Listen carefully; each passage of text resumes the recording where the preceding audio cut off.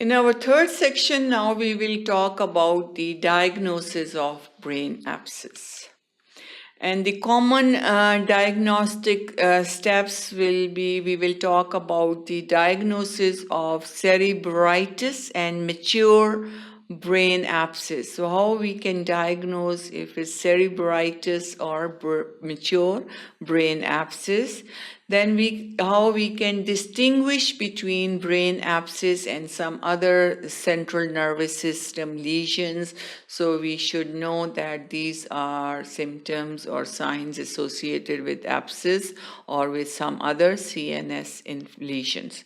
And then also we will talk about the microbiology and the differential diagnosis of the brain abscess. Diagnosis of the brain abscess is made by different neuroimaging studies.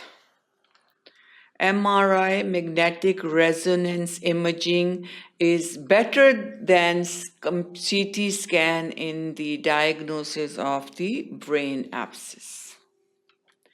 Better identification of abscess in early stages, which is the cerebritis, as compared to the late stage of abscess. So magnetic resonance imaging is better to identify or diagnose the brain abscess in the early stage. Abscess, which is present in the posterior fossa, is also better diagnosed with the help of the MRI. Diagnosis of cerebritis, which is early stage of brain abscess or infection. We have T1 weighted images, which shows appears as area of low signal intensity with irregular post-gadolinium enhancement. So cerebritis with MRI T1 weighted images usually show areas of low signal intensity with irregular post-gadolinium enhancement. T2 weighted images show area of increased signal intensity. So we have areas of low signal intensity with T1 weighted images. T2 weighted is areas of increased signal intensity.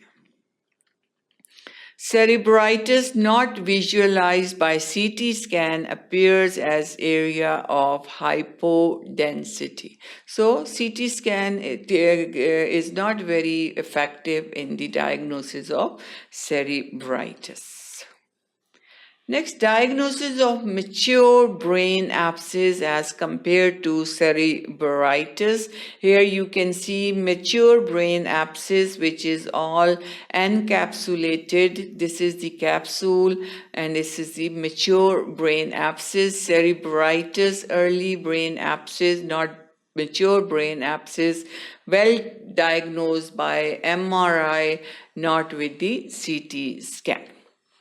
Mature brain abscess, contrast enhanced CT scan, appear as focal area of hypodensity, surrounded by ring enhancement. Capsule is present, which gives the enhancement to the appearance, with surrounding edema, and this surrounding edema is responsible for hypodensity. It is shown as hypodensity area.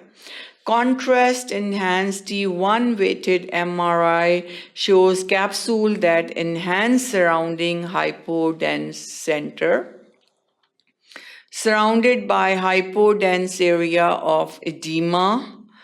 T2 weighted MRI shows hyperintense central area of pus, well-defined hypointense capsule, and hyperintense surrounding area of edema. So the diagnosis of Mature brain abscess, CT scan, T1 weighted, T2 weighted, and then different features which are done. It appears on CT, it appears as focal area of hypodensity surrounded by ring enhancement with surrounding edema that is visible as hypodense area.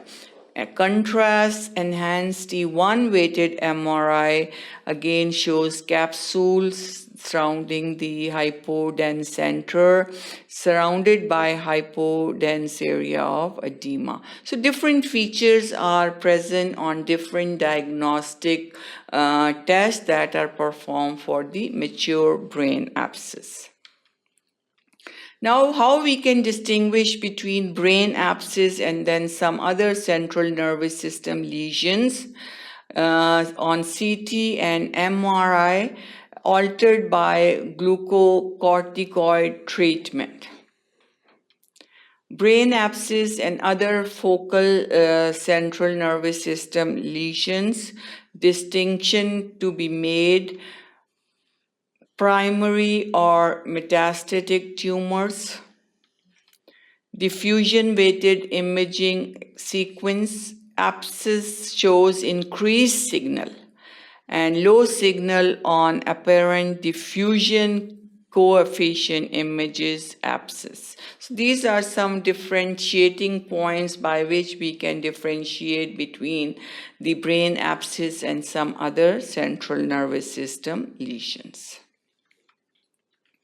Then microbiologic diagnosis, we have determination by the Gram stain is important.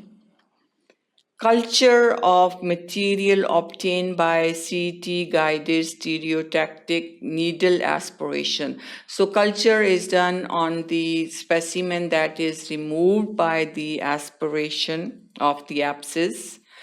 Aerobic and anaerobic bacterial cultures, mycobacterial and fungal cultures. 100% patients usually have positive blood culture.